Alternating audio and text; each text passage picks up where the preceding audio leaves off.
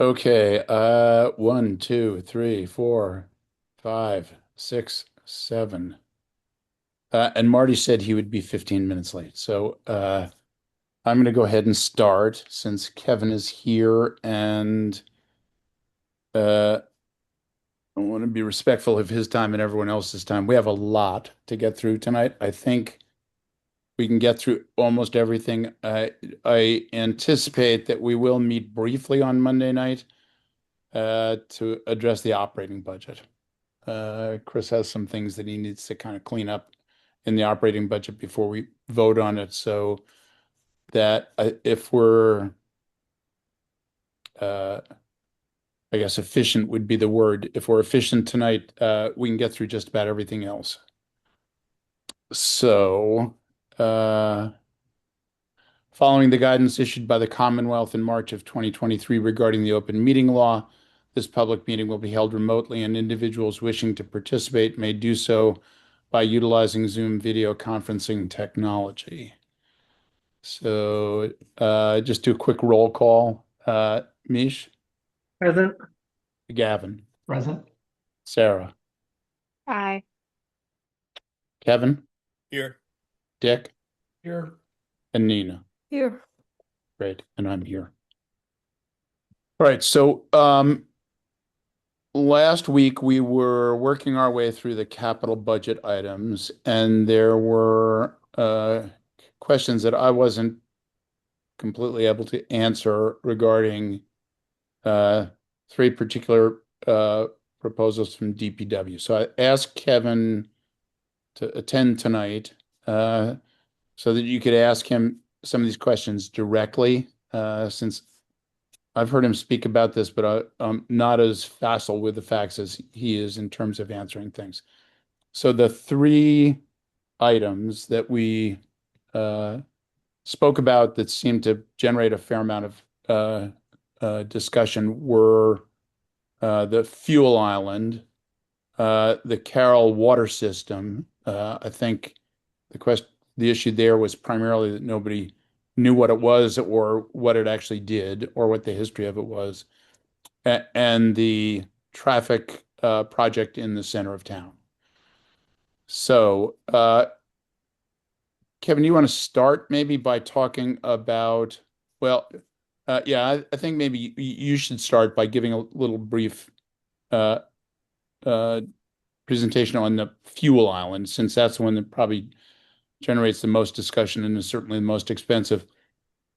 And the two Sure. particular questions that people were, I think, asking about were primarily the exploration of alternative strategies, primarily the idea of purchasing fuel from one of the surrounding towns, or purchasing fuel commercially as a way of avoiding investing $1.7 million in a new fuel island. Sure.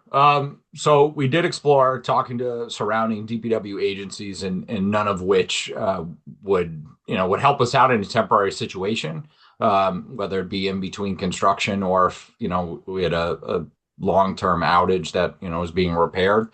I know if I was in this situation, asked from another DPW if we would sell them gas, put yourself in their shoes. Why would they front the capital investment to fuel their fleet, and then also have to provide it for us with no kind of buyback on that infrastructure? And then also they're relatively small in size especially for the larger towns surrounding us. So I specifically spoke with Needham, Medfield, Sherburne, in Westwood, and the answer from for all of them was essentially the same, that they, uh, we're just not interested. Secondly, commercially, we have a substantial. Actually, I'll just share my screen. You guys Yes, will. wait a second.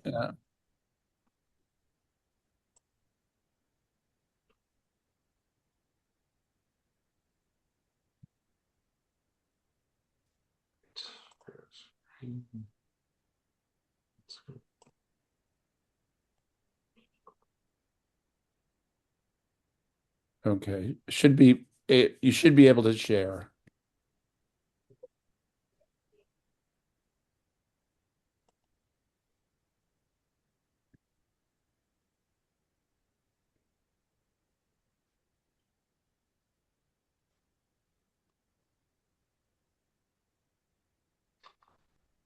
Let me zoom out here. So I put this together. So there's two analyses here. One is what we just logged for calendar year 25 in our fuel consumption.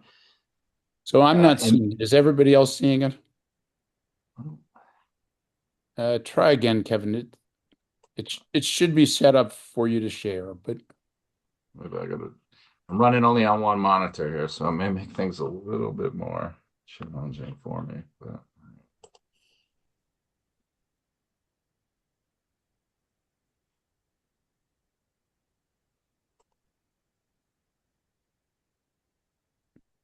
all right, can you all see that?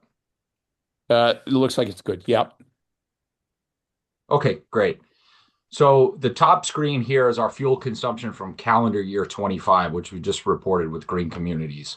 Below that is calendar year 22. And you can see the fluctuation in fuel consumption each year varies. Obviously almost 15,000 gallons and then 18,000 for unleaded. And then if you look at the right chart, right, 8,700 and 9,800. So about, a couple thousand apart, thousand for diesel. So these were our prices that we had paid for unleaded versus what you were paying at the pumps. So obviously I just went to Dover Mobile on the 19th and unleaded there's 399, and we're paying 262 per our last fill up. So if you put that over on the right column there, that's $36,000 we saved last year buying state contract. So obviously super conservative here, no inflation on that number. Almost $1.1 million just in savings from pumps. And then below for calendar year 22, a little bit over 1.2, almost 1.2 and a half million dollars. So take the average there, 1.175 million. That's a substantial savings to own our own fuel island, which would be active 24/7 operation, centralized to my operations and police fire as well.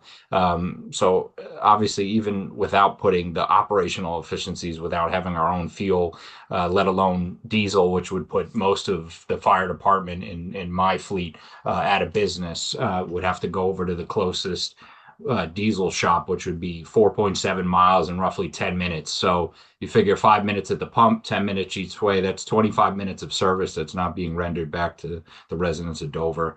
But obviously, these are just two projections on two given years that I could find from our reporting from fuel savings right there. So essentially, the savings that we get on the OSD, the state contract, this virtually will pay for itself, right? And that's if gas stayed the same it is. Obviously, right now, it's certainly spiking at the pumps, and there's ebb and flows and what you're going to see. So that's just multiplying that number by 30 without inflation. And again, that's the given life. And then just for a more overall, um, the system itself was installed in 1994. So they have a 30-year life expectancy. We're already starting to see those problems. 2 months ago, we had to have a vendor come out. Our diesel had what was called diesel bugs in it. So basically, there's enough water and sludge that makes this microorganism, which was showing up in our trucks. Unfortunately, all of our vehicles have fuel filters, so it basically got intercepted there. But obviously, a little bit added parts and expense to do that, and then to bring a company in and what they essentially siphon it and call it polishing the tank had to be done. So obviously, having sludge and water in the tank isn't good. It isn't good for our equipment, and it's just kind of more apparent that we are certainly at the end of the life cycle of this apparatus and equipment. Great. So questions for Kevin about the fuel island. Hey, Kev, does that 262 a gallon get locked in, or what is that? price? No, it fluctuates just like our oil deliveries we get at all of our town building. It's basically it's there's the number each day at the port, and then they run on top of that. So the big savings is certainly diesel because when you fill up at the pump, it's dyed. We don't pay for dyed. So there are certain taxes that you still have to pay for a municipality, but the handful of what any of us in our normal civilian capacity, right, would have to pay. We do not on state contract. So it fluctuates as the barges come into Boston to the hub. Thanks. Other question. Will the Gavin? tank still have I mean, what is the life expectancy for this thing? Are we going to be in this exact same location 30 years from now? The tanks will only last 30 years. Is this tank going to have a 50-year life? What's what's the Yeah, so envision? I think a realistic expectation is 30 to 40 years. Mhm. The newer tanks it's different. They're double walled steel. This is a concrete tank. They still make concrete tanks. They're just not as prevalent, especially in kind of municipal and private sector. Um, but yeah, I would say between 30 and 40. The other big issue that we initially looked at would be for the siting of it. So for whatever reason, these tanks, when they were put in '94, were actually put in the what runs adjacent to the DPW facility is a permanent easement from AT&T. So there's some underground infrastructure there. And specifically in that deed, it says that no permanent structure is to be installed.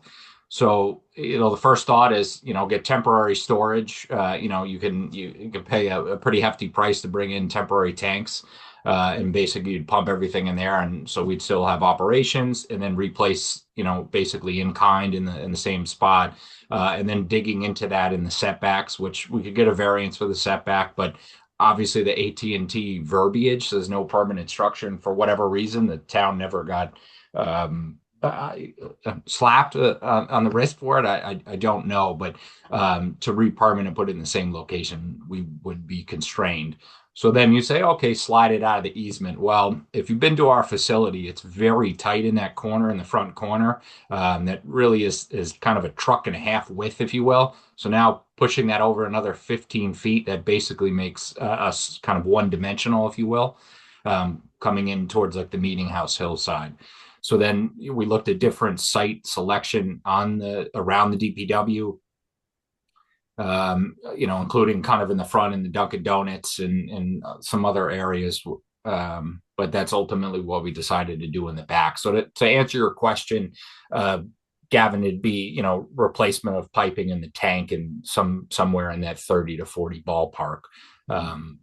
But as far as all the other, upfit for a new facility wouldn't necessarily need to be rendered. And is there anything that, as you think to the design structure and I think the quote right now is 1.7 million, that maybe it's a bit more expensive or that would extend that life beyond the 30 to 40, or is the 30 to 40 really probably the max that we could do? Because if if if there's something we should be doing in order to get 40 or 50 out of it instead of 30 to 40, I'm curious on just understanding, are we doing anything or trying to save money or being efficient, whatever that might be shortening the life, or is this the max life that we can likely get out of it for the Yeah, replacement? well, the canopy and all that would probably be in the 50-year range. So Mhm. then it would basically just come down to the tank itself. And yeah, so there wouldn't necessarily need to be a whole new construction project, I guess is the point I was trying to make. It would just be some of the fittings and plumbing and Fittings. that potential tank. So Okay, but there's no tank out there that's a 50-year tank or anything else like that that no, we and could and do. in the 30-year mark, there are options to potentially line those sort of tanks, Mhm. which is again something else we looked at doing.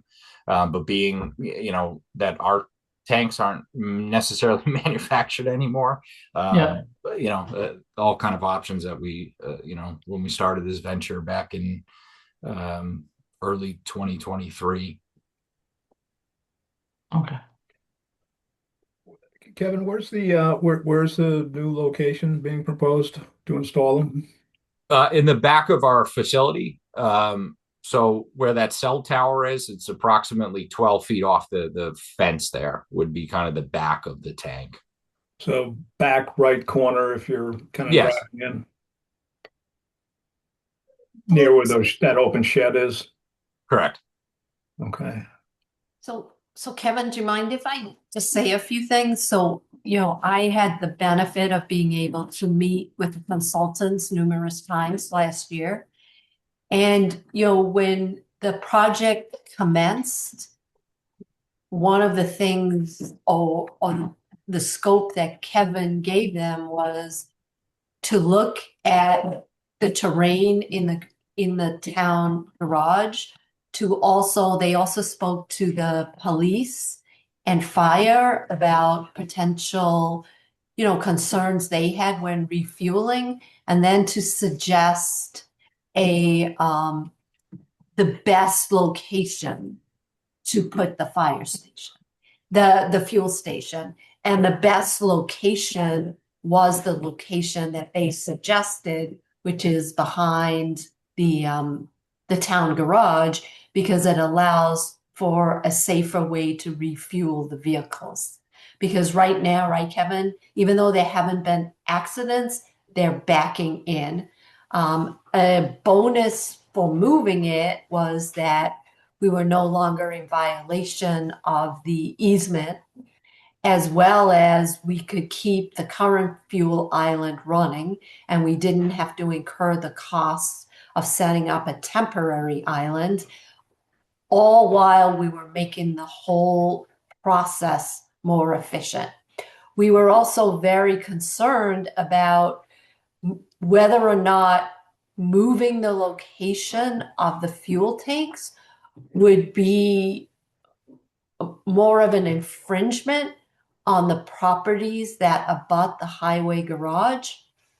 And actually, the consultants did some calculations, and the new location, the garage is actually a little further away from all of the homes that abut the town garage. So, we weren't doing anything to negatively impact the abutters. We were also taking into consideration safety and efficiency when refueling vehicles. And I recognize, the rebuttal to that is, well, there were no accidents. Well, maybe we got lucky. It's certainly, we did reach out to police and fire, and they did raise the need to back in some of their trucks as being a safety concern. So, I think the way the consultants approached this, as well as the way, Kevin approached it with them, was just to try and find the absolute best location for us at the town garage, which, I think Dick said very eloquently in one of the meetings. It is a town garage, and the town garage was there and the houses have always been there. They've always coexisted as neighbors, and we need to be able to run the town garage as efficiently as possible. And Kevin, did I get anything wrong? Did I No, I think you filled in any gaps I incorrectly? would have left. So the only, I Right. guess, other history I'd like to add that this would be the fourth fuel storage at the DPW facility. So there was underground storage tanks in 1962. Then those were pulled out and new underground storage tanks were installed in 1985. And then our current facility, which is 1994. And I know Kevin reached out to the towns around us, and I also regarding whether or not, there was any appetite, for lack of a better term, to regionalize the fuel station. And I did also talk at length to Michael Blanchard about regionalize, because we always look at regionalization, because certainly for a small town, it is a way for us to reduce some of our costs. So Mike also, Kevin did his own outreach, and Mike did his own to some of the town administrators. And, you know, some of the feedback we got was every town's fuel island is somewhat right sized for that town. And the town's priorities are to fuel their own trucks. And regionalizing with another town, they're nervous in emergencies being able to refuel their trucks on a timely and efficient basis. And so they're just really not interested in regionalizing fuel islands. So just another data point. You know, the town did take the comments seriously, and we've never been against regionalizing. It's something that we look at. But in this case, based upon the feedback we got and basically the lack of appetite from any of the surrounding towns, it's just not an option. All right. Any other further discussion of the fuel island? I don't want to make this meeting about the fuel island. So, because we've had a lot of discussion of it already. If not, Kevin, can you just explain the history of the Carroll water system? I think that was where people got hung up. Is that correct? Yeah, so that's the only registered public water supply in the town of Dover. So we own that, we maintain that, and we manage that. So a few years ago, when I got onboarded, I've been asked to kind of oversee that as well. We had difficulties with finding a provider for it, switched operationally to a local outfit, and then still have actually Carl Warnick is he's got his T1 and D1, so his water treatment and distribution licenses. So he's kind of the backup, if you will, but anyway, so that is the main water supply to the Chickering Elementary School and then the Carroll Parsonage in-house. So the initial request was actually to upgrade the entire facilities. Everything, pictures are worth 1,000 words. So let me share my screen again.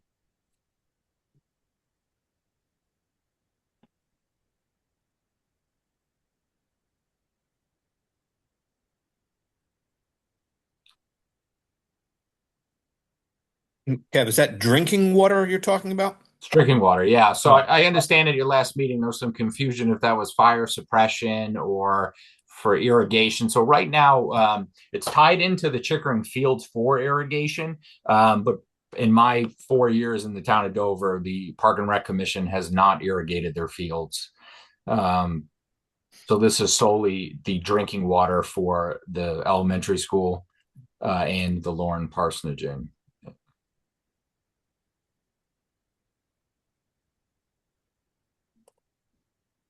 So several years ago, can you all see that? Yep. Okay. So the picture right there is the 5,000 gallon hydromatic tank. So again, the initial request was to upgrade this entire facilities, bring it above grade, because this is in a confined space underground. This is original infrastructure from mid to late 50s. So this is actually this is from the sanitary survey that was done in August 2024. So this is the above ground the treatment portion is inside and computerized. And then this is the underground component. So that area behind this is almost 90 feet behind the tennis courts, plus or minus that shed that you saw on the last slide. There's 5 shallow wells there. And that goes into a 1,000 gallon vacuum pump, and then it goes into this 5,000 gallon pressure vessel. So this tank we've definitely got our money's worth out of it. So this is the inside of the tank. So needless to say, this does not hold any pressure. So in the bottom left there, you can see the sludge at the bottom. So out of a request from Selectman Hudson, he asked if we could pause this project due to the Board of Selectmen in their future discussions with Aquarian and the potential for an interconnection, via backup source of MWRA. So the answer to that is basically next summer, DEP is going to come in and basically sanction us and give us an order of violation for this, and basically would mandate that we had to do this. So trying to be proactive to get this done. And then so also to respect that long-term town-wide water decision is going to take some time between the town and the selectmen and what have you. But in the short term, we pivot to look at potentially lining the tank. But due to the condition of it, one of the vendors we had contact. So, and then that shed you saw above ground, this little manhole, you go down there, and then that's all the apparatus that's underneath there. So basically, when they did a cost analysis, because it's one entry point, it's confined space. So they actually have to excavate behind that tank and would have to cut a manway in anyways, so that they could basically ventilate it and be able to essentially put someone in the tank to physically sandblast it, and then they clean it and line it. Now, due to the age and the thickness of that tank, it's very unlikely that would be successful due to we don't know what's going to happen to the tank, and that could potentially have to be a day or days of another vendor in there physically welding patches to the tank. So in a cost analysis, it was actually, I think, it was like $1,000 or $2,000 cheaper to actually excavate and put a whole new hydro tank in there. And so what we pivoted to do so that we would still be in compliance with DEP next year when they come out was to look at either replacing or lining that hydromatic water tank.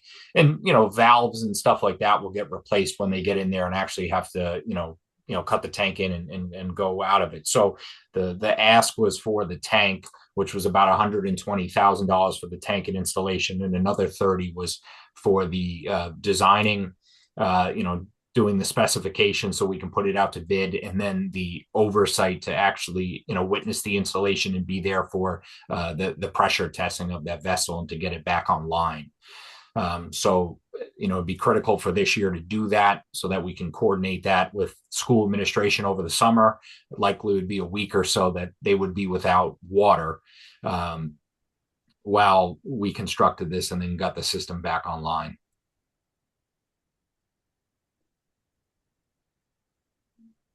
Does that, does it also, does it also service the fire suppression tanks? It does not. Similar to the Carroll Community Center, there's a giant water siphon or sice. I forget the exact terminology, but no, there's same as Carroll. There's underground water that feeds for the fire suppression. So that's exclusively for the drinking water at the community center. So Now you got me confused. The Chickering Elementary School and the Lauren Parsonage Inn. So if there was a fire at Chickering, they use the fire suppression system kicks in, removes all the water out of the tank. Is there like a refill valve that'll open so that the water will come in from these wells, or is when the water runs out, that's it? That's seeing they're not connected, I would say that's a totally separate entity that probably we'd have to truck water in to fill that. I'm assuming, the community center, isn't that like 90,000 gallons or 60? Isn't it 230,000 gallon tanks underground? All I know is they're enormous. Yeah, so obviously given the footprint of the school, I would imagine it's probably like an Olympic sized swimming pool. So Okay. Other questions? Robin, did you have a comment or? No. Okay. I'm gonna be quiet. Okay. No other questions about Carroll Park, then the traffic system for the center, traffic plan for the center town. Oh, my hand's still up. Never saw that. Sorry. Yeah, so in 2024, we were awarded the bottleneck grant through Department of DOT, Department of Transportation. So we've been working on that since. Last summer, they were out. They surveyed the intersection a couple weeks ago, I guess months ago. No, I think it was in February, right, Robin? I was with TEC in front of the board Right. to present It was early in the year, right? Yeah, so they had finally put everything together and had a conceptual design. So that went before the selectmen. They gave some feedback on that. The design engineer is working on that now, and then that will be back to the Board of Selectmen for essentially another public forum on that to get feedback. So what this request is for 150,000, which is essentially the differential for upgrading the equipment. So this grant covered design and permitting, which is around $225,000. And then they give it actually was initially when I put the request in, they were only giving $500,000 construction allowance. So since then, through fair share and whatever other sources the governor had thrown into the program was up to $1 million. So, myself and the designer reached back out and asked the DOT if we'd be eligible for that funding because we weren't at even a final design at that point. And so we were granted into that portion of $1 million, if you will. So essentially, DOT is going to give us once we have a final design. So the anticipation is that, we'll have probably one or two more public meetings, get the final consensus and design. The designers would finish the design and permitting with DOT over the summer and wrap up in the early fall. And then we'd be able to bid the project in the fall and award it early winter. And the reason why that's critical is because there's only 3 manufacturers in the United States that make signal equipment. So what that translates is to between 16 and 18 weeks to get the equipment. So that's why it's imperative we have the funding earlier than next summer so we can award the project, get the shop drawings approved so that the contractor would then be able to get queued up for the manufacturing of those poles. And then we'd be able to hopefully in late spring, early summer, construct this project.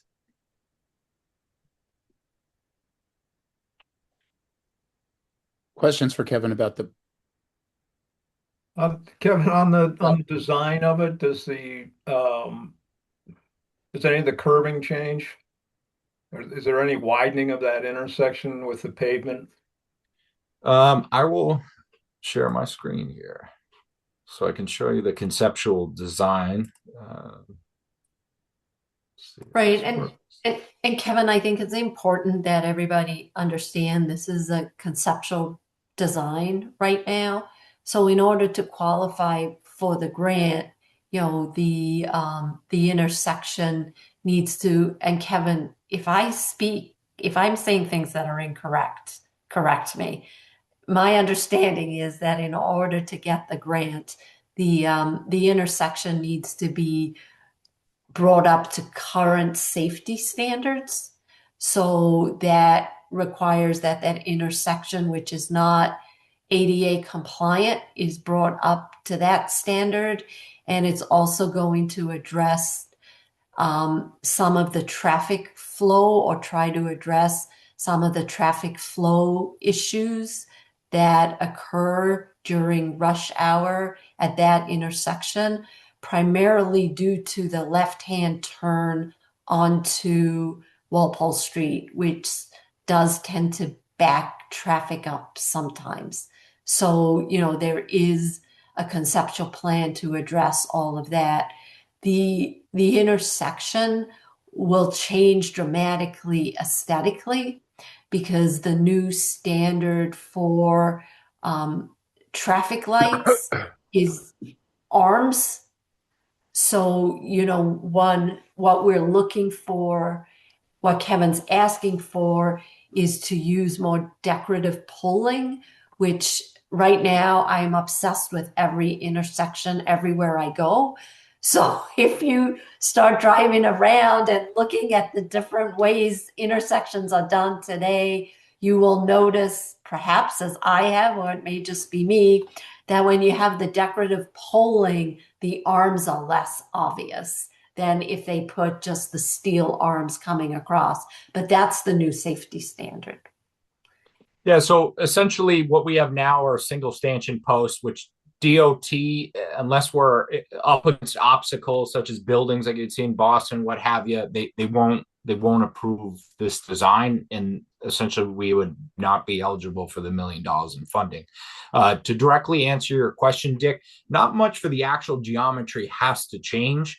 You'll see on the Springdale side, those parking spots would be eliminated so that there's a bigger queue turning left onto Walpole Street. And then similarly, on Springdale, we'd be shifting some of those parking spots down, doing a box widening so that we could actually have, because the handicap posted placards outside of Carroll are not handicap compliant. So we'd be able to add 2 handicap spots there. And this would actually have a designated protected left-hand turn off of Springdale onto Center Street, which it doesn't have now. And so the statistics in the equipment will be basically what we have out now is called loop detection. So essentially your cars go over, you'll notice them next time you're driving there that there's basically cut squares that look like, kind of like was almost seal coated over the road.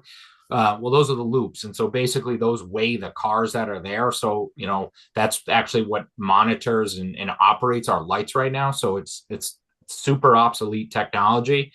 Because if one of those is ripped, it essentially reverts back to whatever preset timer is in the traffic cabinet.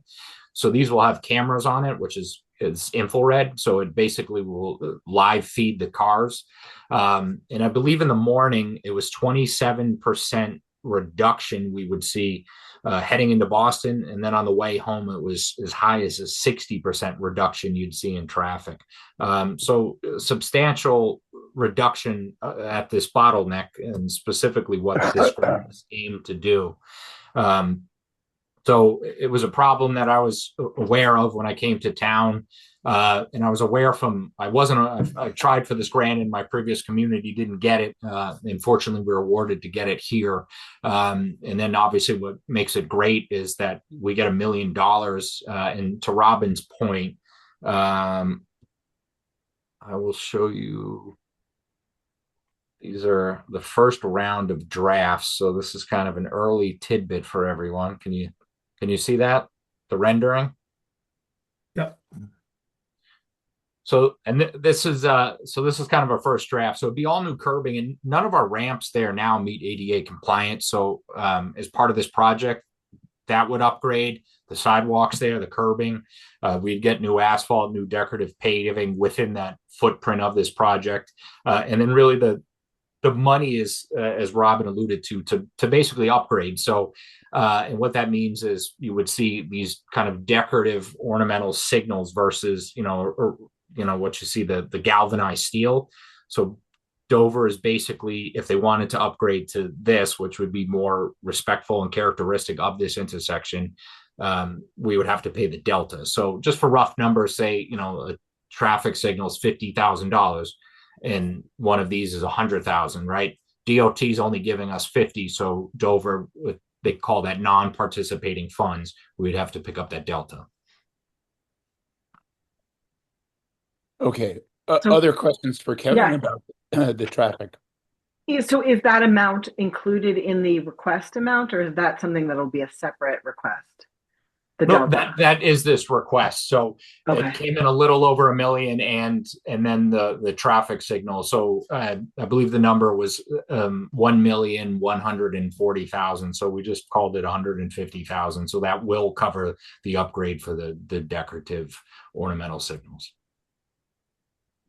And is that the picture we just saw? Was what the decorative would look like? Yes. Okay. And if you want to see them, you should drive through Needham and the intersection at Webster and Highland Ave have the decorative poles and also the overhang. And there's another, also the intersection right in the center of Needham. And if you want to see an intersection with just the galvanized steel poles, take a look at Parker Street in Newton as you get off Route 9. But I'll tell you, just start looking at intersections and you'll see there are a couple in Westwood too with just the galvanized poles, and then there's some. It's unbelievable. I just started paying attention to intersections just to see what they look like and whether or not I notice the arms and whether I find them offensive and how many cans they have hanging on all the arms. And All right. I told Kevin 40 to 15 minutes and it's been 40 minutes. Unless there is more discussion, I'm going to let him go. Great. Thank you very much, Kevin. You're welcome. Have a good evening. All right. So we were in the middle of voting on Article 5, the capital projects. And I want to go back to that, and then we'll start once we do Article 5, we'll go back to Article 1 and just work our way down. But I am, as I've said at the beginning, we're going to skip Article 4. Chris has some additional figures and tables that he wants to be able to produce for us. So we'll do Article 4 at the meeting on Monday. And if we're good, we'll get through most of the rest of it tonight. So,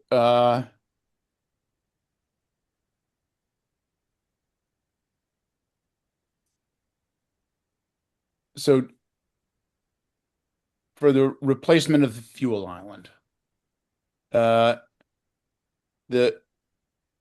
capital budget recommended 1.725 million to replace the tanks and move and upgrade.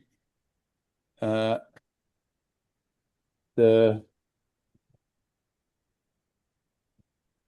motion would be the Warrant Committee recommends that the sum of 1,725,000 be raised and appropriated from available funds, borrowed, or any combination of these methods for the replacement of the town fuel island. So, do I have a motion? Sure, I make the motion. Great. A second. Second. Any additional discussion?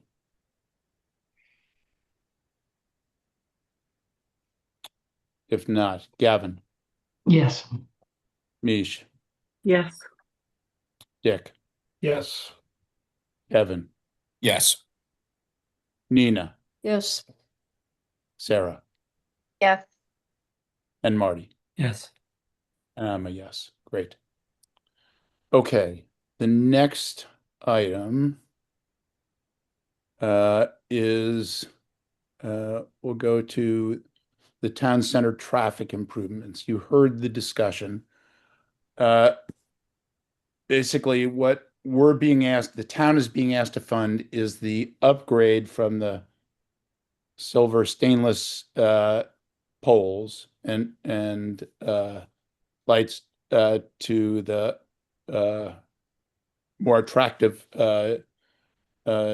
poles that, as Robin said, you can see around some intersections in Needham and elsewhere. The bulk of the cost of this project is going to be borne by the grant. The vast majority of it is. So the motion is the Warrant Committee recommends that the sum of $200,000 be raised and appropriated from available funds, borrowed, or any combination of these methods for the upgrade of the town center traffic system. Would someone like to make the motion? So moved. Great. Second? Second. Great. Kevin, Yes. Gavin, Yes. Mish, Yes. Dick, Yes.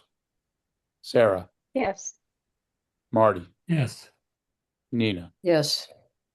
and I'm a yes. Great. So, And so then, Woody, just one thing, I know you guys voted, so the Board of Selectmen have not yet approved the design as presented.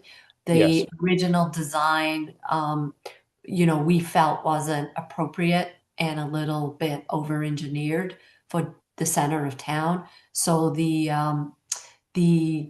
consultant is actually doing some more simple designs that would still comply with all the updated requirements, and they're going to do actual design schematics. And as Kevin mentioned, we're also going to have some open hearings for the community to look to see what it looks like. yes. I don't think that affects what the It doesn't. cost I just want to would do be for our. full disclosure. It doesn't at all. Yeah. All right, great. Okay, the third one. The Warrant Committee recommends that the sum of I have 150,000 from the Capital Budget Committee be raised and appropriated from available funds, borrowed, or any combination of these methods for the purchase and replacement of the Carroll Park water system tank. AKA Sputnik.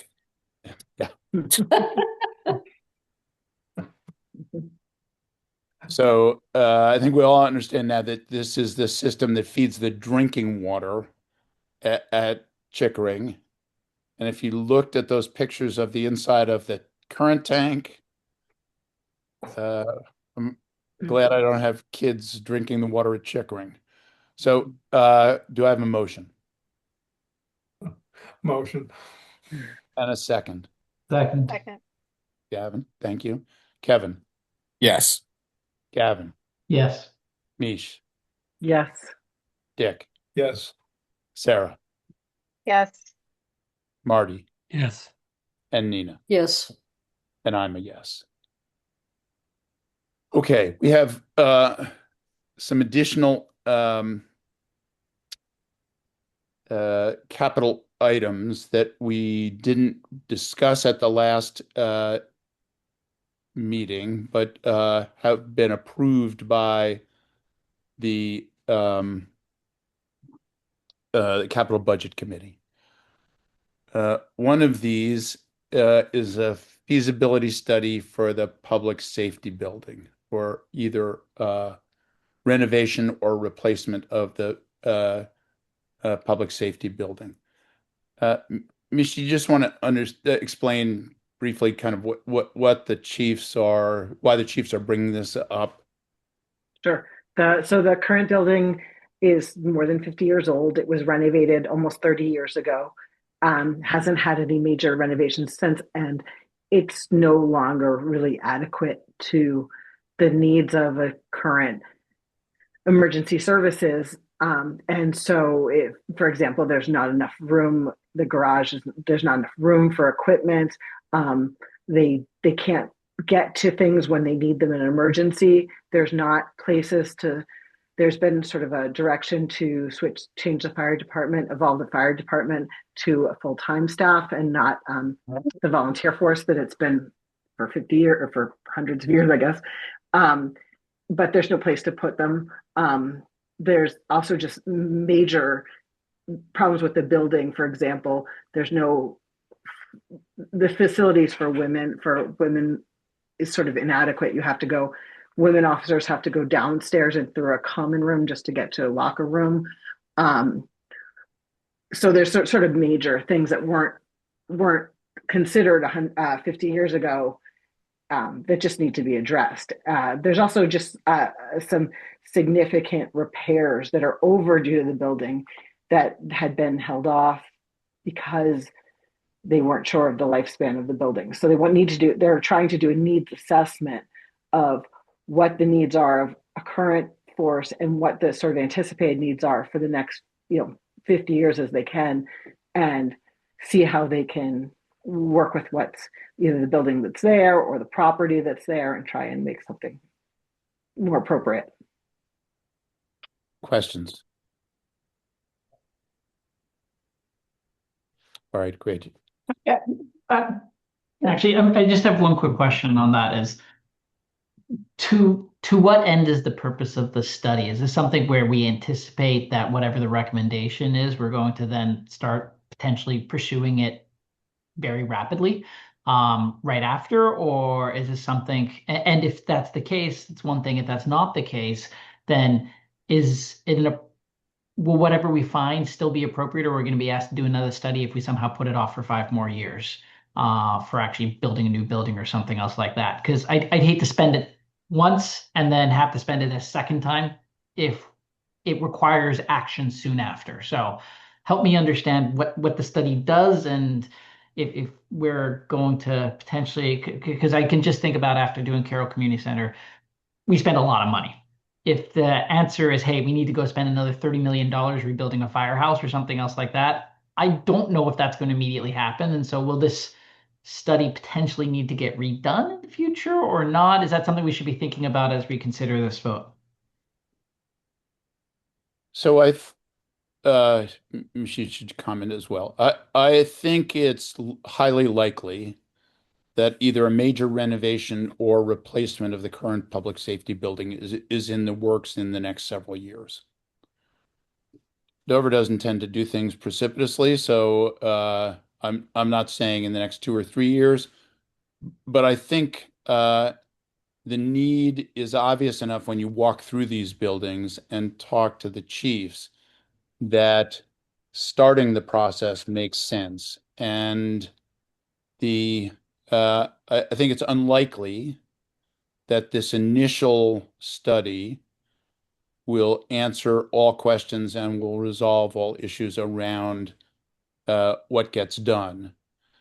I'd point out that renovation of the current building would likely cost $15 to $25 million. Replacement of the building would probably cost $25 to $40 million. $150,000 doesn't seem like very much to start the process of assessing what the needs are and exploring options in terms of uh, does it make sense to split police and fire? Does it make sense to uh, uh, uh, explore a new site? If the buildings need to be replaced, where would the services live during the construction? Those kinds of things need to start being planned, and it's going to take a while. The chiefs have been interacting. There's the consultant for this has not been identified. It will be bid, but they have been working with somebody who has experience at this, and I think the feeling is that uh,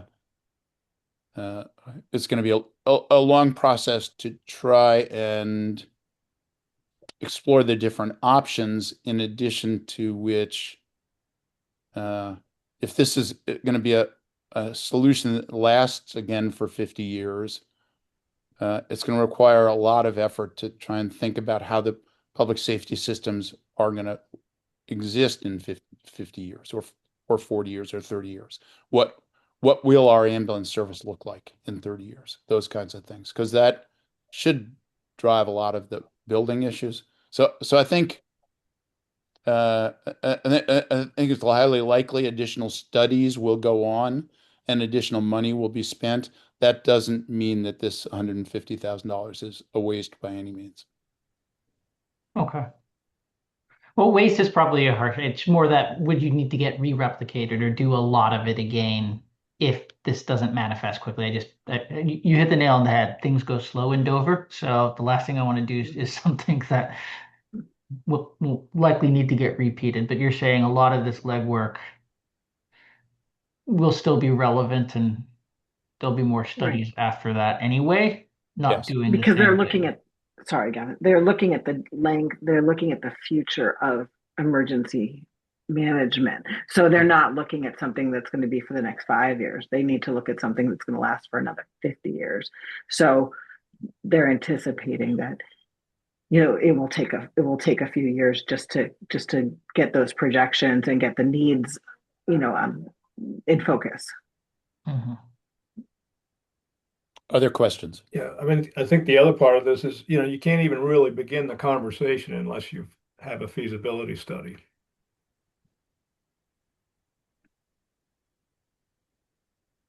What do you mean by that? Well, you can talk all you want like right now, but there's at some point somebody's got to go and really just go through all those points that Woody just brought up and put them on paper, put it in a report so that then discussions can happen with the town and the agencies and everybody involved. I mean, I don't know how, otherwise it's just going to be just chatter with no substance until you have this feasibility study, a little meat to start to work with. Okay, the motion is the warrant committee recommends that the sum of $150,000 be raised and appropriated from available funds borrowed or any combination of these methods to fund a feasibility study for the public safety building. Do have a motion? Mhm. Yeah, Mish, did you? Yes, I moved. Do I have a second? I second. Thank you. So, Sarah, Yes. Marty, Yes. Nina, Yes. Dick, Yes. Mish, Yes. Gavin, Yes. Kevin, Yes. and I'm a yes. Okay. Another feasibility study. So there are a number of systems at the townhouse related to the HVAC system that are at the end of their useful life. Fuel tanks that are 40 years old, boilers that are 20 years old and need replacement, additional air handlers that are ready for replacement. Rather than replacing these piecemeal, capital budget and Carl Warrant are recommending that a feasibility study be done to see if a comprehensive plan can be generated to address the HVAC system at the townhouse, exploring in particular things like geothermal or more extensive use of mini splits, whatever. But that rather than kind of committing ourselves to just replacing pieces of the system, that the town look at this more holistically and think about a solution that would be hopefully more efficient in the long term and more in keeping with the sustainability focus that the town is starting to identify. So the motion is the warrant committee recommends that the sum of $150,000 be raised and appropriated from available funds, borrowed, or any combination of these methods for a feasibility study for complete HVAC redesign of the townhouse. Any discussion? And if not, do I have a I'm sorry, I don't, so the protective services feasibility study was 150K? Yep. And this is just for HVAC of an existing building and it's the same amount? Doesn't seem to add up for me. I think well, I can't speak to it. This is what Carl thought it would cost to get the study done. Uh, the way it works is that they don't bid it until after the money is voted at town meeting. So that there's no firm quote that that has been made. That's true for essentially all of these things. It's the nature of kind of municipal purchasing. Carl said from his experience with HVAC systems, the studies in particular are fairly expensive, and particularly if they're considering a complete kind of redo of the townhouse, um, that it could cost up to $150,000. He thought it was possible it would cost less.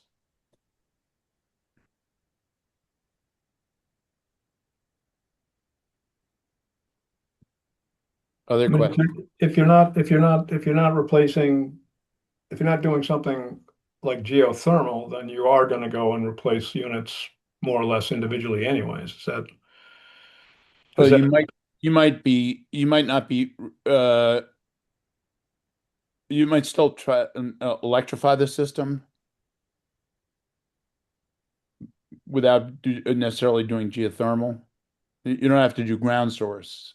yeah, You can do air source, and I think there is a strong interest from capital budget and from other sources in trying to move towards electrification of these systems in the different town buildings. hmm, That's the rationale. yeah. Are, as we go through the 150 and another 150 and all of this, are we in jeopardy of going over our 2.5? Are we staying within bounds here or, Yeah, in budget? I think the operating budget has increases an increase of about 2.5%, a little over 2.5% this year.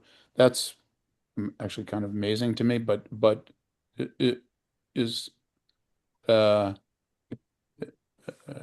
is a reasonable success. There's no question that the capital expenses are substantial this year. Over $4 million has been recommended by capital budget. Those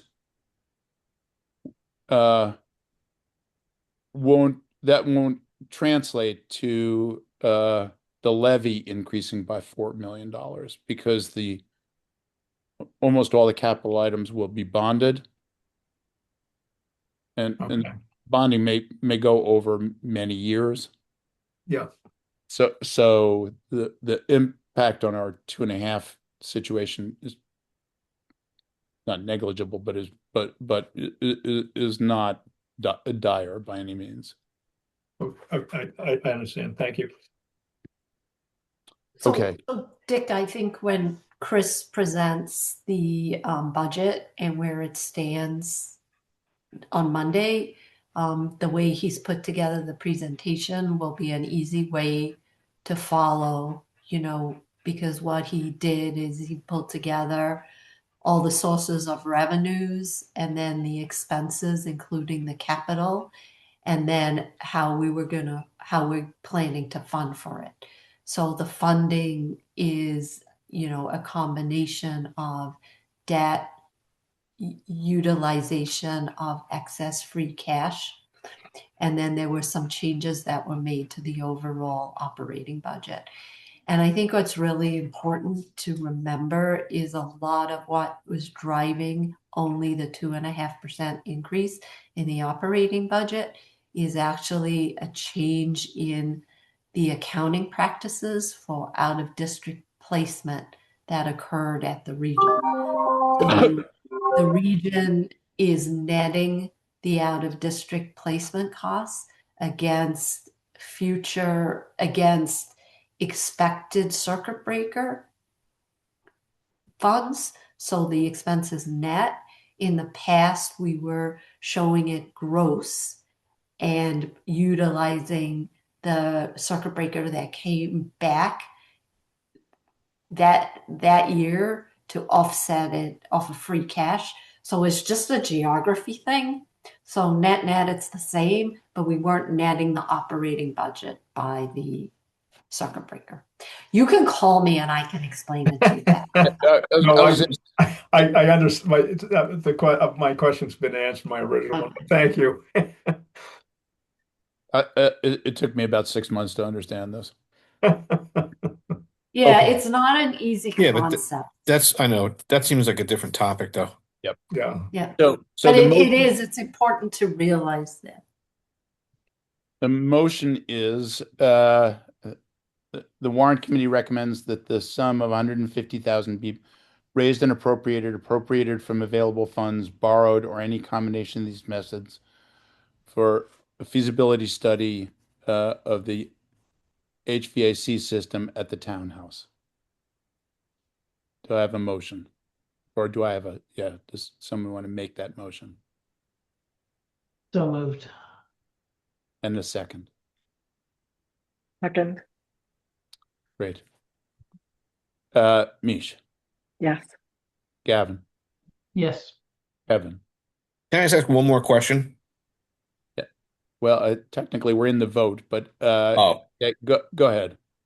if these bids come in less than 150, then is that delta just going to free cash? Yes, Okay. Yeah, I'm a yes. Sarah, Yes. Marty, Yes. Nina, Yes. Dick, Yes. and I'm a yes. Okay, so uh um the last capital item uh that is on the that was approved by capital budget is a proposal from Park and Rec that involves paving the parking lot at Carroll Park with associated drainage improvements and uh, building two more permanent pickleball courts on the where the temporary pickleball courts are now on the basketball court. So that's the request is for $500,000 for the combined projects of the drainage and improving the drainage and paving of the parking lot at Carroll and creating the pickleball courts. Questions, comments? Is the Park and Rec, is there other at that site? Is there other thoughts about other things to be done with that site? Or is Well, I it have gonna kind of stay the same, like the playground's gonna more or less stay where it is? The tennis courts aren't gonna get expanded, they're gonna stay where they are. There's not gonna be, the big pieces aren't gonna get moved around. Are they talking about any of that? they're not talking about that currently. There is a plan that is has been largely developed but is not complete yet for a major renovation of the playground. That's going to be submitted to capital budget next year. But they decided to hold it off for a year so that it wasn't coming in the same time as the parking lot pickleball courts. I don't know if you recall, but I think it's 3 years ago, Park and Rec originally had a proposal to do a comprehensive plan for the Carroll Park area that included renovating the playground, creating the pickleball courts, doing the parking lot. The pickleball courts were going to be substantially more ambitious. They were going to cut down a bunch of trees along the path from the parking lot to the playground, create 4 pickleball courts kind of adjacent to the tennis courts. They've partly at the request of capital budget, they scaled that back and staged it substantially so that the project has been broken up into the parking lot slash pickleball court improvement and the playground improvement, but without a major master plan changing those two things. Is the parking lot, redoing the parking lot and the drainage? I mean, I could see that portion of this getting deep six because people don't want to spend the money on the pickle courts. Right. Do we run that risk? I think that's a possibility. Uh, 2 years ago, I would say that we got a substantial turnout at town meeting of people who came specifically to advocate for the pickleball courts I at remember. a time when Park and Rec actually was willing to postpone. Uh, so I think there is a substantial amount of interest in town in the pickleball courts. That said, I was listening to the school committee meeting when they presented the new plan to restructure the day at Chickering and to change the Spanish language program and that sort of stuff. And one of the school committee members said that he was okay with this, with cutting back on funding these kinds of things as long as the funding wasn't being cut to fund pickleball courts. So there could well be a debate Right. about this, but there are certainly so so the drainage problem in the parking lot is a significant factor for the pickleball court site as well. So any attempt to deal with the drainage in the parking lot, which at times makes a third of the parking lot unusable, uh, also would have an impact, isn't necessary to make the pickleball courts functional. So those two things are pretty significantly connected. Um, and the plan for the pickleball courts is uh, to improve the quality, to kind of do some trimming of the trees, open things up a little bit, put up a fence so the balls don't constantly go in the woods, those kinds of things. But the drainage thing probably is important for both. Mm. And I play a lot of tennis on those courts, so I'm aware of kind of what's going on. That parking lot is used by at times literally hundreds of people in a day.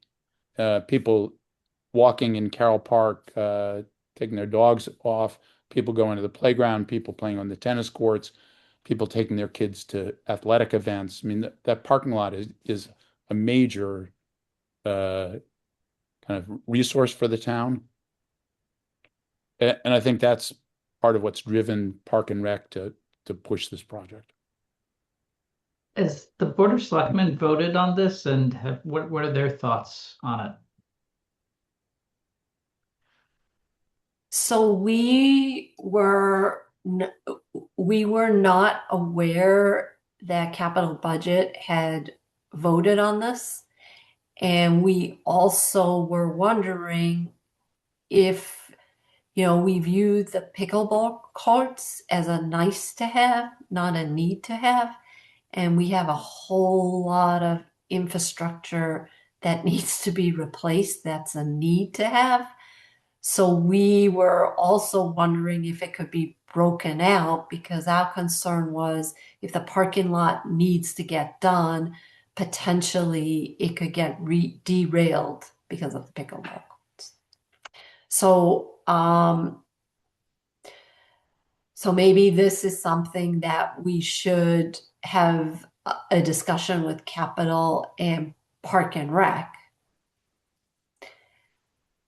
because it's really hard when we're looking at all of the infrastructure that needs to be replaced to prioritize items like a pickleball court.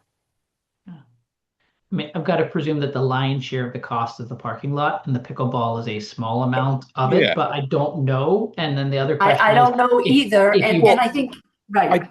But what? Yeah. And if you break it apart, I'd also like to know, is it incrementally more expensive because, hey, you've got to get contractors out there 2 times versus doing it all in one fell swoop, in which case, okay, are we going to be penny wise or pound foolish? But I was curious if you guys had already had those conversations, you understood either of those dimensions or scopes, because I think those are pretty important questions in order to be able to Right, make and I an think informed decision. Cam, who's the liaison of the Board of Selectmen, was gonna, get some additional information on that. Yeah. And Gavin, if I remember correctly, though, and I don't know why, but like, I feel like it was 450,000 for the parking lot, and 50 grand for pickleball improvement light, like it wasn't. So I'm just wondering if this is a branding issue. I mean, can't you just call it basketball court improvements? Is everybody going to be like, oh, sure, basketball? Like we know how to improve that area, but that it really is like that. What you said, like while everybody's there, right, and you got everything in there, just bang that out. Um, and So it's it would not be really like a important big. to know. It's not like a huge portion of this project. Oh, see, Cam has something to say. He's the liaison, so I haven't been in those meetings, and I could have misspoke. Cam, I believe you can speak. So Oh, okay. Yeah, so we have, I mean, I've got to say that the Capital Budget Committee was sort of doing this, holding our noses. But it was, and the decision was really only taken at the last meeting. What was it on Monday night? Monday night, wasn't it? Tuesday. Or Tuesday, Yeah. last night. uh, and I think we also felt that it wasn't a real priority issue, but we didn't really know how else to deal with it other than to say we will approve it, but it's conditional upon it actually getting the appropriate environmental approvals, because apparently, according to Carl, this whole area is subject to an environmental control, and that is going to have to be passed before anything could be built there. So that was one of the things. But we also realized that this would be presented to the Warrant Committee and to the selectmen, and we would have another chance to sort of exercise an evaluation of it. And, both Mish and Woody were in that meeting last night, so they had insights into the fact that it was the very last decision we took, and we just mulled it on it for at least half an hour, I think. And I don't think there's a lot of enthusiasm for it in the context of the large competing capital requirements. But that's pretty much how we came, the Capital Budget Committee came to that conclusion. Do you guys know the answer to the question of how much is roughly allocated between pickleball and parking lot? And yeah, I don't if you think break it's it apart, was it more expensive? I don't think it's 450 to 50. I think it was more like 2/3 to 70%, 30%. Yeah, I think that's probably right. We did have a discussion to try and split it out, Gavin, Yeah. but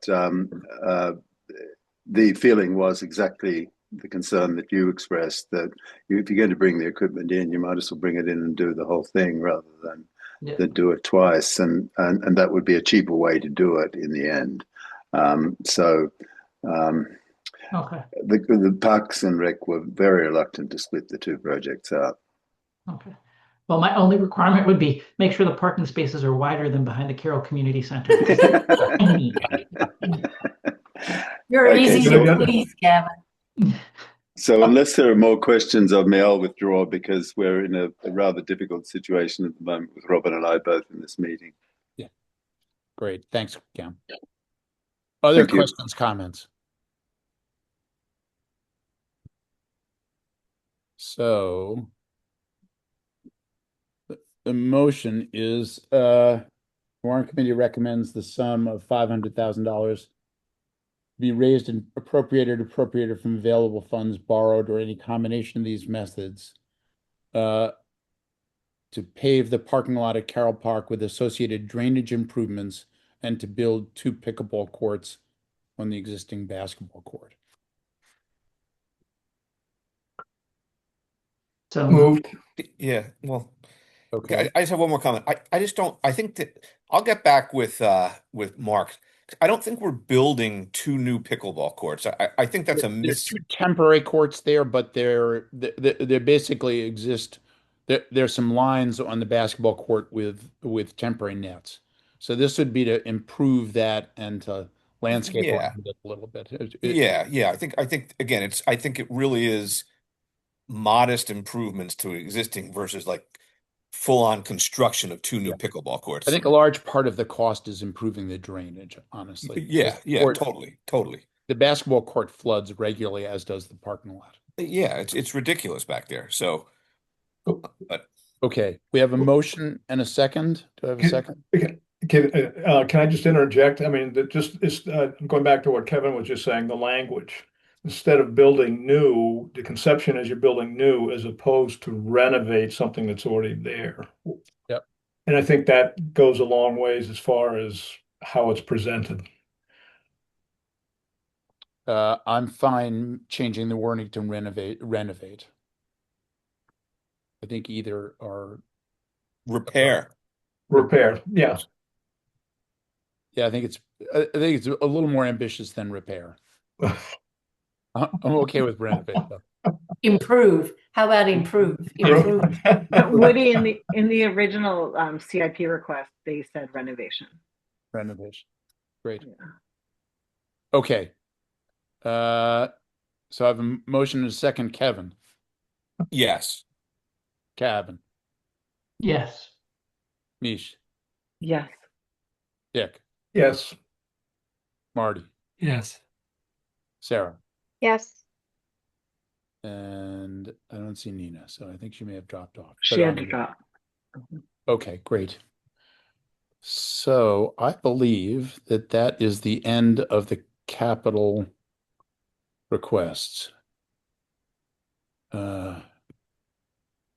So what I'd like to do then is go back and go through the articles kind of starting at the beginning and vote on them as we go along and get as far as we can tonight without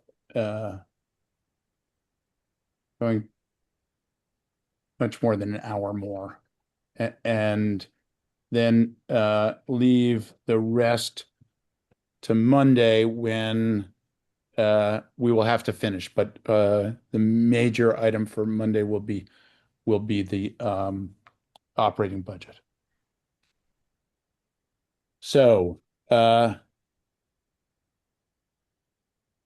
Article 1 is hear act on committee reports, to hear and act on the various reports of the various committees as contained in the printed 2025 annual report and any other reports submitted to the voters by the town committees.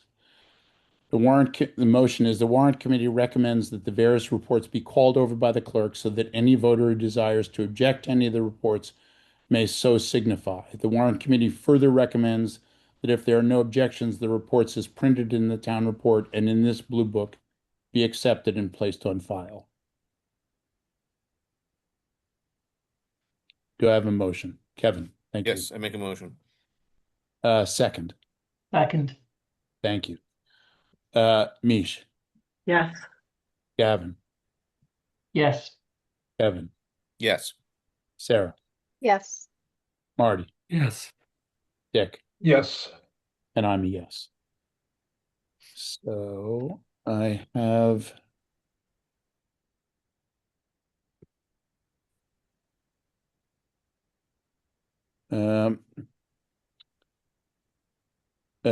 Article 2 is the proposed salaries of the elected officials.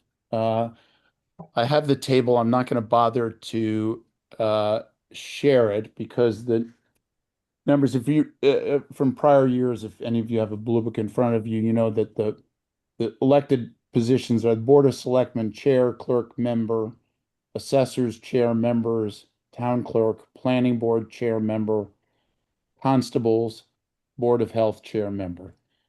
Of those, all of them stay the same. Chair of the Board of Selectmen is 200, clerk is 150, 100 for the member on the Board of Selectmen. The chair of the assessors is 400, members 350.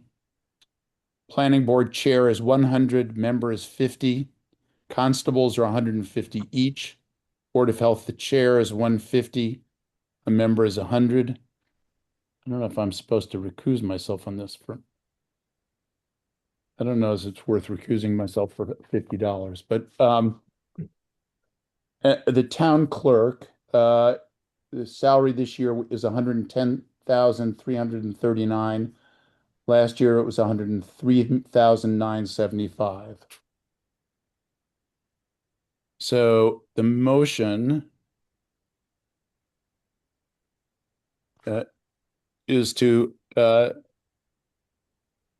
see if the town will set the salaries for its elected officials for the ensuing fiscal year or take any other action relative to relative thereto. So the motion is to approve these salaries. So moved. Thank you, Kevin. A second. Second. Great. Sarah, Yes. Marty, Yes. Dick, Yes. Mish, Yes. Gavin, Yes. Kevin. Yes. Great. Okay, next is the revolving funds. So that to see if the town will vote pursuant, Article 3, to see if the town will vote pursuant to Section 516, Finances of the General Bylaws of the Town of Dover, to authorize the use of revolving fund accounts for the following boards or departments, and that unless otherwise attended by the Board of Selectmen and Warrant Committee, such accounts shall not exceed the following amounts for the fiscal year 2027. Building Department, gas, plumbing, wiring inspectors, 68,900. Board of Health inspections and permitting, 25,000. Library materials placement replacement, 5,000. Council on Aging, senior activities and transportation, 40,000. Recycling Committee, 4,000.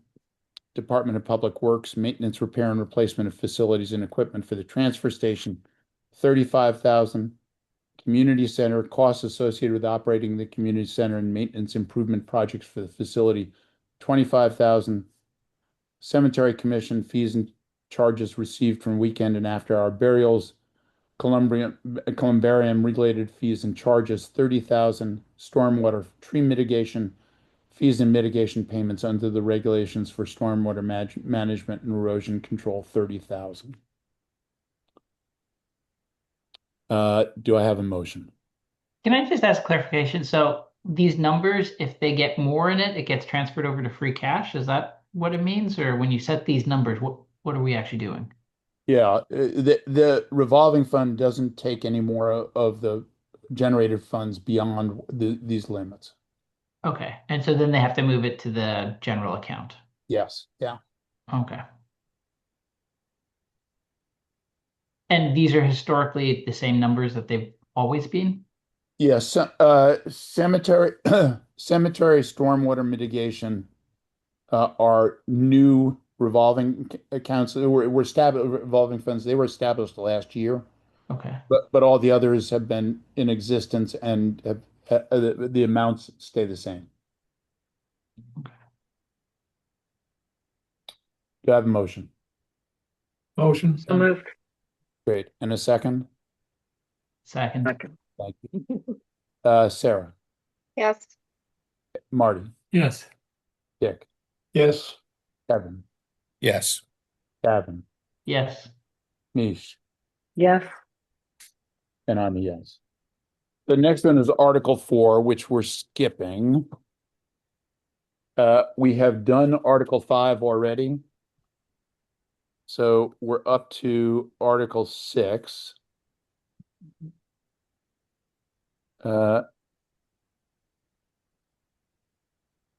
Article 6 is the capital for the regional school system.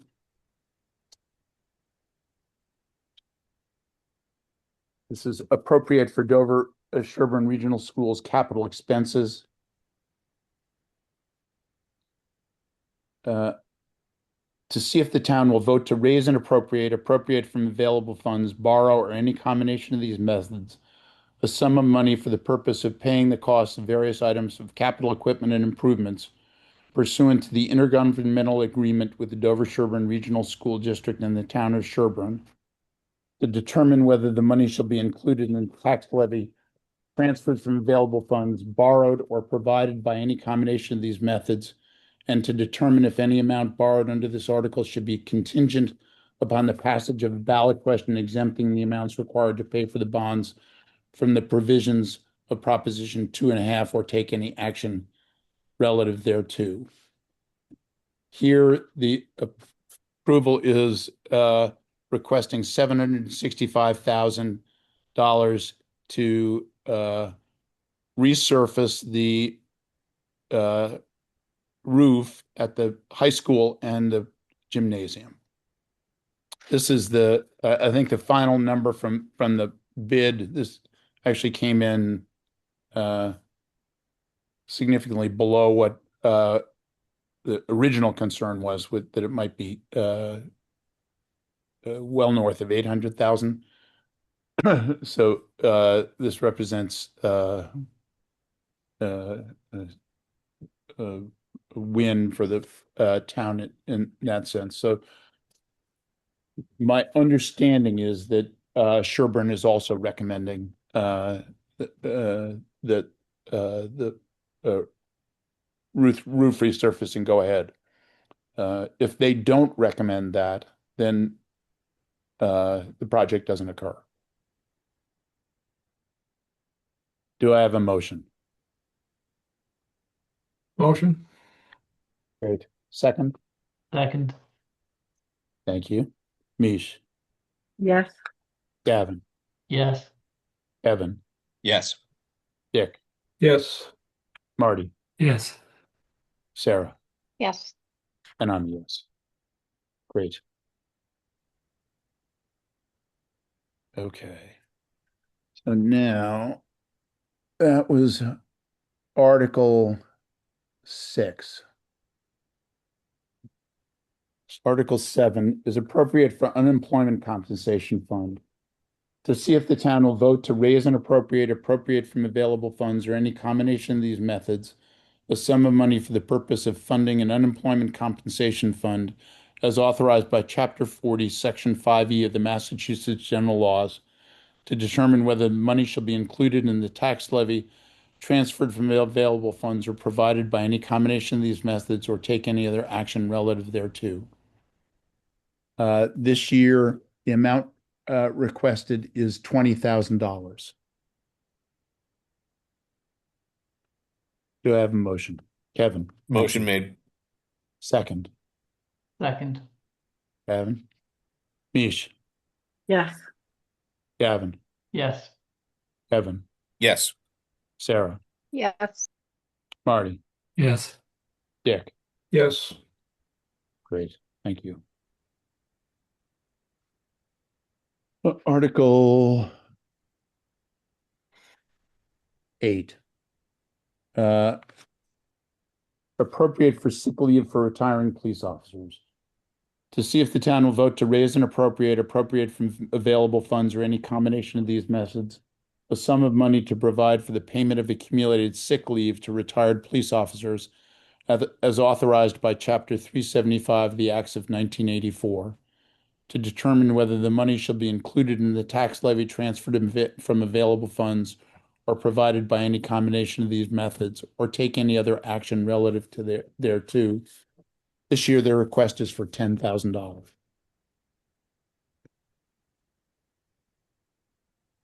Do I have a motion? Motion.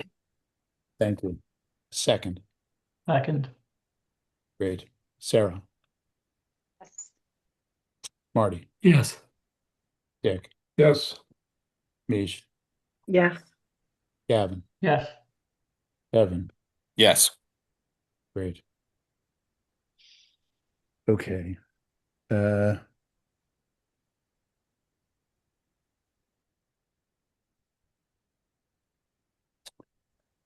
So this is part of the warrant every year. Article 9 is appropriate for road construction, reconstruction, and improvements.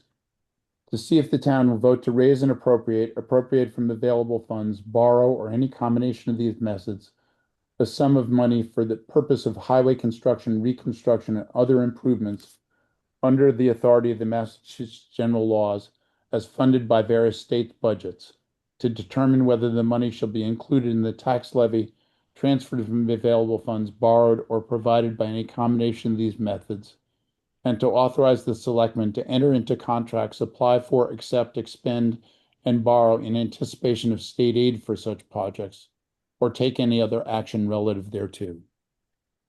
So this is not asking for money in the current time, but allows the town to pursue state funding for highway projects. Do I have a motion Motion? and a second? Second. Mish, Yes. Gavin, Yes. Kevin, Yes. Sarah, Yes. Marty, Yes. Dick, Yes. and I'm a yes. Okay.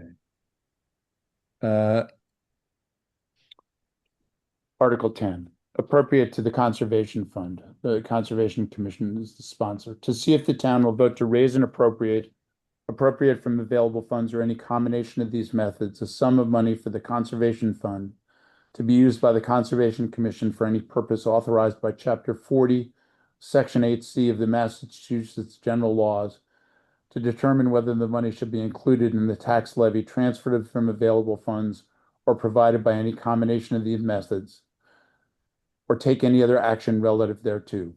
The Conservation Commission is requesting $25,000 to be set aside to fulfill their duties in managing conservation land and other requirements that fall under the commission's responsibilities. So this has been the same amount for the last several years. This allows the Conservation Commission to care for the properties that are under their control, as town properties under their control. Do I have a motion? Motion. Thank you. Second. Second. Great. Mish, Yes. Gavin, Yes. Kevin, Yes. Dick, Yes. Marty, Yes. Sarah, Yes. and I'm a yes. Okay, so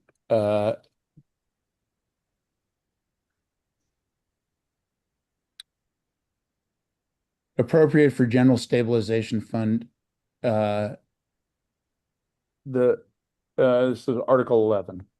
To see if the town will vote to raise and appropriate from available funds or any combination of these methods, a sum of money to the General Stabilization Fund in accordance with Chapter 40, Section 5B of the Massachusetts General Laws, to determine whether the money shall be included in the tax levy by transfer from available funds or any combination of these methods, or take any other action relative thereto. This year, the amount requested is $218,000 and $218,360. Last year, the amount was $212,000. Yeah, make a motion. Thank you. Second. Second. Thank you. Mish, Yes. Dick, Yes. Marty, Yes. Sarah, Yes. Kevin, Yes. Gavin, Yes. and I'm a yes.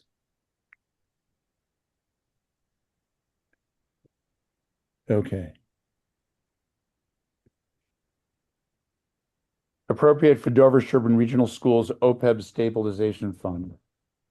I'll read it, and then to see if the town will vote to raise and appropriate from available funds or any combination of these methods, a sum of money to the Dover Sherburne Regional Schools Stabilization Fund in accordance with Chapter 40, Section 5B of the Massachusetts General Laws, to determine whether the money shall be included in the tax levy by transfer from available funds or any combination of these methods, or take any other action relative thereto. Last year, the town contributed $765,000. This year, recommendation is not to contribute. So, Gavin, do you want to just comment on this? I'm sorry. But Gavin? I mean, I know it's one of those things that we're about 2/3 funded. I think the question that I'd be asking is, I've always viewed this as a pressure release valve if we needed it for budget purposes, and have had conversations with Dawn. Her commentary was all things being equal. I think it is probably pretty well funded. So if you needed a pressure release, this is definitely one you could do it from. I guess I'd be asking Board of Selectmen and the town. It's one thing to pause for a year, but it doesn't mean the liability is going away. So are we thinking about any ways to bend the curve or do other things in order to adjust how rapidly this might be growing in the future? Rob, do you want to comment? Yeah, so I think there are two separate issues going on here, and I would suggest that you defer this vote until you listen to Chris's presentation on Monday, because this all ties in to the budget. So there are two OPEB funds, one at the town, and the town's OPEB fund is very well funded. It's at 70%. There's another one at the region for regional employees. At the time the town set up this trust fund, the region was not doing any supplemental contributions to that plan. Since then, the region is making supplemental contributions to their plan, of which the town of Dover is contributing as well. So we're basically double contributing. We're contributing to our trust fund, and we're contributing through our regional agreement. And on the advice of the actuary, it was recommended that the town cease making the supplemental contribution to the regional OPEB fund. But all of this will be covered in Chris's presentation. All right. Is that acceptable to people to wait until Monday night to vote? Great. Happy to do it.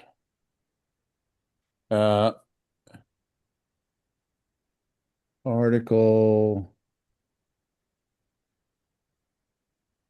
13.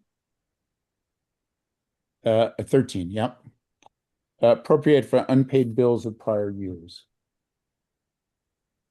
To see if the town will vote to raise and appropriate from available funds or any combination of these methods, a sum of money this year, $20,000, to pay any unpaid bills rendered to the town for prior years, and to determine whether the money should be included in the tax levy by transfer from available funds or any combination of these methods, or take any other action relative to thereto.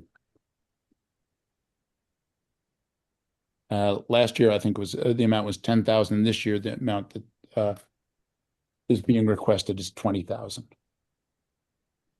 My motion. Thank you. Second. Second. Great. Dick, Yes. Mish, Yes.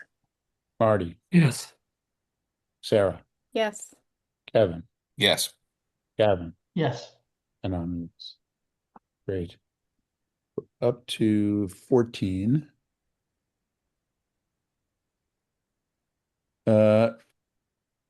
14 is supplemental appropriations to Article 4 of the 2025 annual town meeting, to see if the town will make supplemental appropriations to be used in conjunction with money appropriated under Article 4 of the warrant for the 2024 annual town meeting to be expended during the current fiscal year, or make any other adjustments to the fiscal year 2025 budget that may be necessary and to determine whether the money shall be provided by transfer from available funds or take any other action relative thereto. At this time, there's no supplemental request. So I'd like to suggest that we recommend this article be dismissed. If I can get a motion to that end Motion? and a second. Second. Great. Kevin, Yes. Sarah, Yes. Gavin, Yes. Marty, Yes. Mish, bless you. Thank you. Dick, Yes. great. Okay.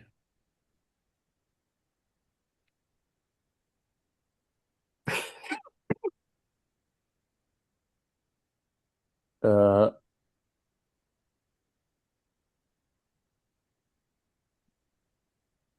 so we're up to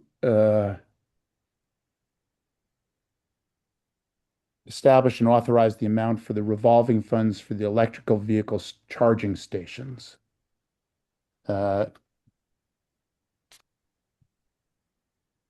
So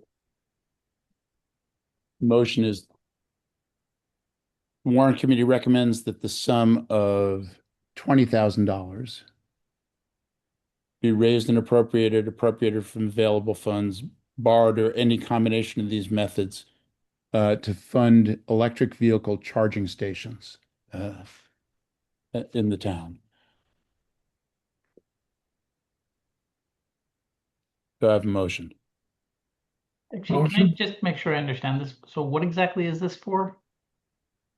This is fund the charging stations that are. So the ones that are already in the back for Carroll Community Center? I thought it was to add additional ones, Robin. I'm not sure. This is one thing I'm not sure of. My understanding is the only electric charging stations we have in town are At behind the Carroll. community center. And this is a revolving fund. Yep. There's a place to put, the proceeds of, the sales from those, place to put it, and then you can pay for the repairs or pay for the electricity utility costs out of that. But wouldn't pay But for why additional. are we funding it if it's getting fees from the people who are charging? I'm assuming the town's not subsidizing for people to use those and people are actually paying for the electricity they use, right? Yeah, let me see what Chris says. Right. I thought they needed the town needs a place to put that money. Again, I haven't had my tutorial from Robin yet on all of this stuff, but a place to put the money for what they receive from the customers or wherever you want to put it, the people who are using the charging Right. stations. And Yeah, I think the and I revenue think you would have come to in. seed it. You have to seed the you have to put some money into the account and then you can only keep the maximum amount of the revolving fund in that account and then the rest needs to get turned back to the town. But I'm not sure. So why don't we defer this to Monday? I'll try and get clarification from Chris. I guess the only comment I'd make, Woody, is if I'm understanding 15 correctly, what would prevent us from including that as part of Article 3 as just another revolving fund and the authorized amount for that revolving fund? Yeah, that's why I'm not sure it's a revolving fund. I'm not sure. And Cam, do you if we're putting in 20,000, it says it shouldn't exceed 10,000. That doesn't make sense. Well, what I got is 20,000 for the charging station revolving fund. So let me clarify with Chris, and I'll see if we can get clarity before we meet on Monday night.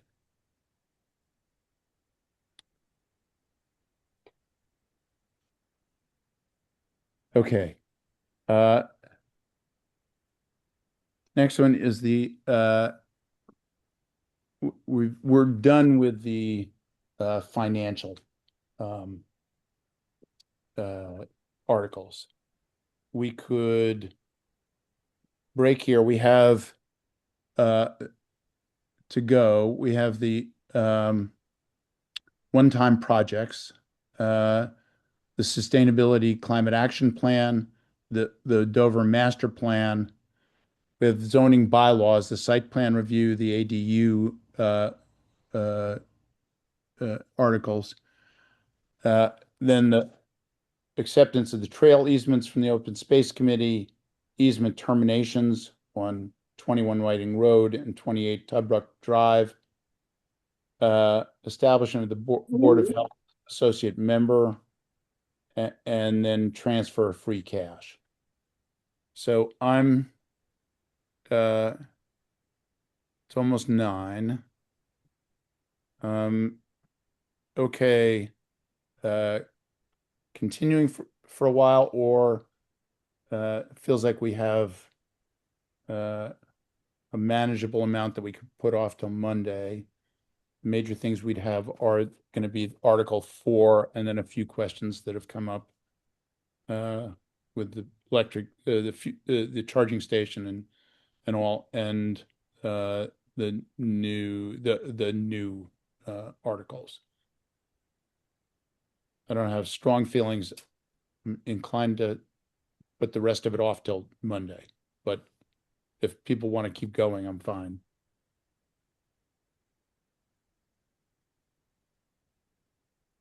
I might think this might be a good place to pause, Okay, personally. I'm fine with that. Any other comments? If not, can I get a motion to adjourn? So moved. Yeah, And a second. second, Great. Sarah, Yes. Marty, Yes. Nish, Yes. Dick, yes. Kevin, Yes. Gavin, Yes. and I'm a yes. Just remind you that we're looking for your write-ups. So they should get in to Chris and Suzanne, a copy to me as soon as possible, hopefully by Monday. I mean, by Friday rather. And the deadline for the Blue Book to go to the printer is next Wednesday. So they'd like some time to collate things, and I'd like some time to look things over before it goes out to the printer. Then remember that once we goes to the printer, there's a period there that's fairly active in the first week or 10 days in which we're getting proofs back and needing to review the proofs. Hopefully it won't be as eventful as last year, where each time the proofs came back, there were new errors that were created, but I'm optimistic that it won't be as dramatic as last year. But first we need the write-ups, then we'll vote on Monday. Things go to the printer on Wednesday, and then we'll all be asked to proof the Blue Book page proofs that come back from the printer in the week or so after April 1st. Any other comments? If not, good night. Thank you. Thanks, Woody. All right. Thanks. Thank you.